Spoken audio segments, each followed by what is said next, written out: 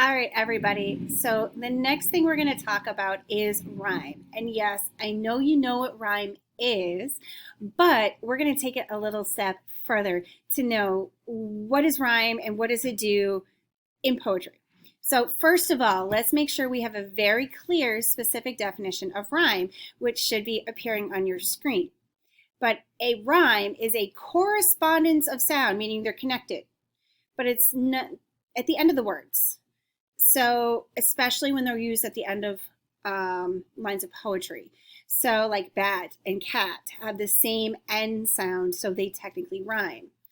When we're talking about this in poetry, we are specifically looking at the words at the end of the line to see if the lines rhyme with each other. Poets do this for a couple of reasons. One, to give their poem a sense of rhythm, and honestly, our ears pick up on things like rhyme and help us remember them. In fact, quick aside, historically, people would, tell stories and songs and histories in these songs and rhymes because people could easily remember them. So that's how people would be able to pass things along. So poets do this to help us call attention to particular things, link ideas together, or just give us a sense of like what we call meter and rhythm to a poem. So we know what it is. One thing to know what rhyme is not. Bat and bat are not rhymes. That's repetition. When we repeat a word, it's not considered a rhyme. So we want to talk about specifically words that sound the same at the end, not words that are repeated. By the way, what if you can't think of a rhyme? What do we do? Honestly, what I do is I look up a rhyming dictionary online and I will put in the word I'm trying to rhyme with and I will see what words come up with it. The idea is that we don't always remember the words that rhyme. We tend to think of those simple one-syllable words that rhyme. So feel free to use that tool when you're trying to rhyme in a poem. You'll get a wider variety of words that you might not have normally thought of, and find some interesting things. Okay, the next thing we're going to talk about is how do we track a rhyme in a poem?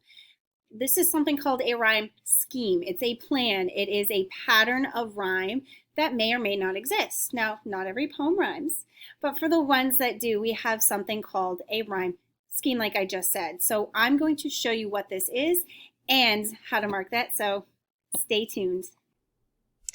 Okay, so when we're talking about these rhyme schemes, the way we actually mark them and track them is by using the alphabet. Each new sound at the end of a line gets its own letter. But when we repeat a sound, we repeat the letter. So let me show you what I mean. So up here we have this quatrain. The rushing ocean waves beat harshly on the sand. They roar and crash and foam as they break upon the land. Okay, so what this means here is that we have some sounds that don't rhyme and some that do. So how do we mark this? All right, waves. First sound we have, so we are going to make this A. And notice I'm using capital letters. Sand does not rhyme with waves, so B it is. It's our next sound. Foam does not rhyme with sand or waves, so it's a new sound. So it is C. And here we have land that doesn't rhyme with foam, but does rhyme with sand. So we're going to copy this letter here and make it B, which means our rhyme scheme, we would talk about this having an A, B, C, B rhyme scheme for this particular stanza. All right, and we have a very abrupt transition to our tercet example. And when we look here, this is going to have a different rhyme scheme. And I want to show that we keep the letters going throughout the entire poem instead of stopping at the end of a stanza. We keep the next letters going and we can go back and forth. So when we look at this rhyme scheme, we have the last word hands, and of course this is our first sound we're starting with, so it's going to be A. Lands also rhymes with hands, so this is also A. And stands also rhymes, so is also A. Now we don't start the letter alphabet over just because we're going to new stanza. This is the same poem.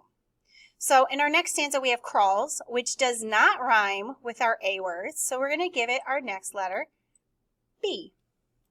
Walls rhymes with crawls, so it's B. And falls rhymes with those, so it's B. So in this case, each tercet rhymes together, but has a new letter when we go to the next stanza. So this rhyme scheme is A, B, B, B. Okay, so here we have a very specific form of poetry, a sonnet that we're going to talk about in our next video, but I want you to see how the rhyme scheme can work here and see how it can go, again, over different stanzas. There should be a stanza break between the octave and the sestet, so let's just pretend it's there. So let's go ahead and mark this one. White is A, C is going to be B, those rhyme. Bright and white rhyme, so we're going to have our A, me, and C rhyme, so B. Now blue is a new sound. We don't have any of that yet, so that's going to be our C. Jewel is also a new sound, so now we're moving on to D. Through and blue rhyme, so we're back to C. And pools and jewel, not perfect, but jewel and pool, pretty much there. It's definitely intended to rhyme, so we're going to call that D. Now we're on to a new sound, day. Now we have E, bestowed, also new, F, away and day, so E, mode, bestowed. See if I can write a better F here. More is a new sound, so G, and your rhymes here. So G. So our rhyme scheme here is A, B, C, D, E, F, G, G. So we have different patterns that we can either choose or go with a specific stance.